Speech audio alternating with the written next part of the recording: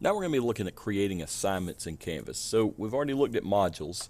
So I'm going to go over here to this menu on the side. Now it may look like this. If you see a menu like this where you're not seeing those words on the side, it's because probably the view on your computer has hidden it just because of the size of the computer screen.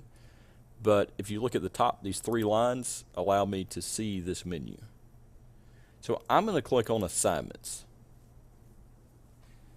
And in assignments, you'll see everything that you've already created. So that one assignment that was already in the module, you'll see that. And then also I have a few others here that are already created. So let's go through how to create one from scratch. I'm going to go over here and click assignment over here, plus assignment. And then it takes me to this assignment creation screen. It's going to be pretty straightforward, but I'll go through some of the features within it that you'll want to check and make sure are set a certain way. So the first thing is I have to give my assignment a name.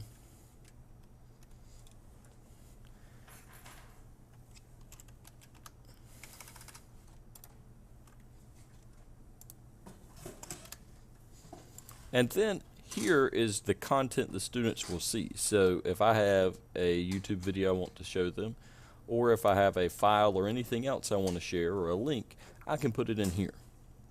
If you want to put a file in, or even an image, look over here on the right hand side, you'll see files, and it allows you to upload a new file or an image, and you can upload a new image here from your computer.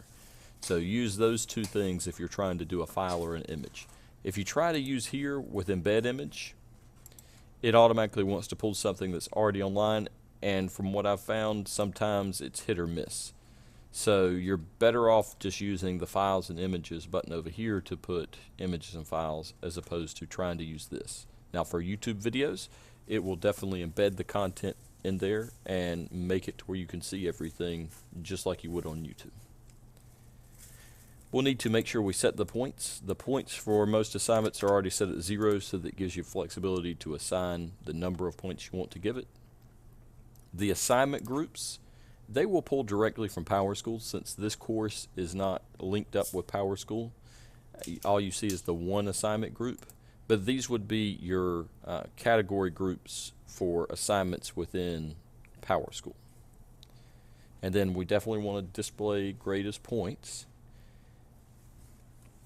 And then this is where we can change the submission type. If you're planning on taking this project up or this assignment up and grading it on paper, then we can just change it to on paper.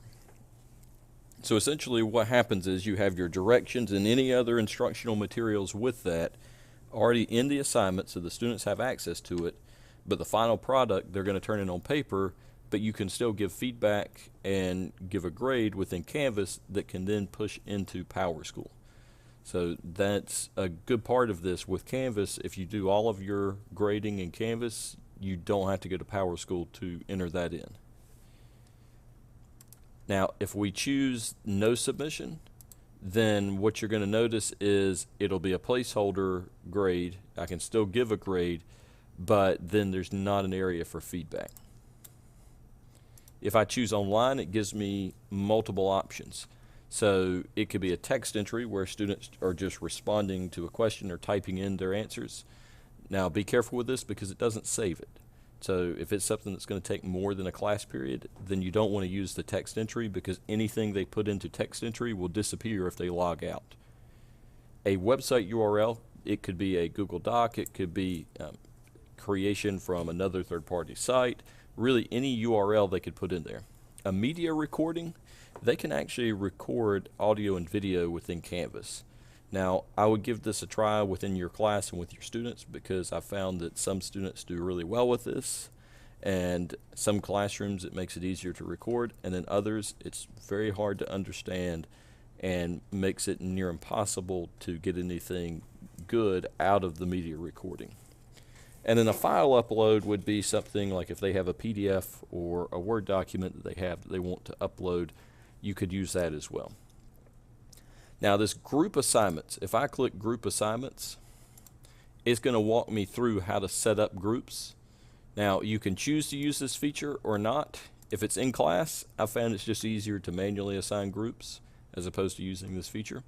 But feel free, you can use this and it will manage that workload and assign groups if need be. You'll want to make sure the sync to SIS is included.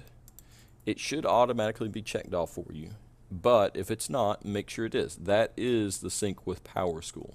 So if that's not checked, that grade will not go into PowerSchool. Now on to the assign to. So it's automatically set to assign to everyone in your course. But you can also choose individual students or individual sections. Now keep in mind, if you do individual students, those grades will not push into PowerSchool. It has to be assigned to a whole section. You'll need to include a due date, and this is important. If no due date is included, then PowerSchool will not let it push over. So include a due date, and it's okay if you need to go back in there and adjust the due date, that's fine. The available from date would be a setting where you could set that it would not open up until that day. So if I didn't want it to open up until Friday, I could set it for Friday, and then students wouldn't be able to access that until then.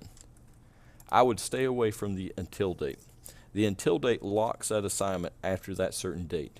And I know this setting means well, but in reality, what happens is students are out whenever you're doing this assignment, and then they come back, you set the until date, and it's locked, and then there's a moment where nobody can figure out why the student can't access that content.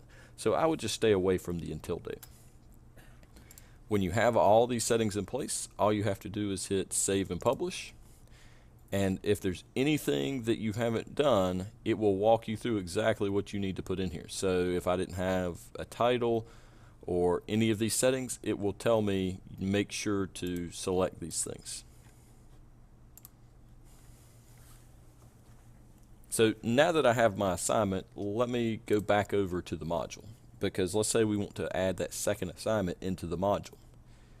Well, the good thing is I do the same thing I did before. I do this plus sign at module 1, and now you'll see I have assignment 2 right here. I can just select it, add item, and it's there. I'm done. Also, let's say I wanted this assignment to be ahead of the other one, I could just manually move those around and manage it that way as well.